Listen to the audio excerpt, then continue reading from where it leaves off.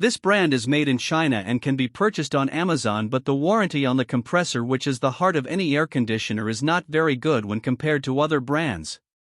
The brand uses R32 refrigerant, which is environmentally friendly, but they use a single hose which is not as energy efficient as conditioned air from the room is constantly being exhausted to the outside and has to be replaced and conditioned.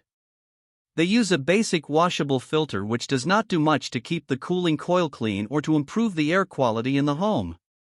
They have electronic controls with a remote and sleep mode as well as a timer function.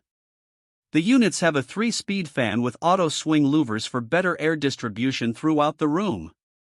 The CBPAC815 model is a basic cooling-only unit with a 12,000 BTU capacity, while the CBPAC815H model includes electric heating as well as cooling and dehumidification modes. The units are relatively loud when compared to other brands as they have a 57 decibel noise rating. This brand receives an overall 1-star don't buy rating from HvacRepairGuy. Please share your experiences with this brand in the comments section of the HvacRepairGuy YouTube channel.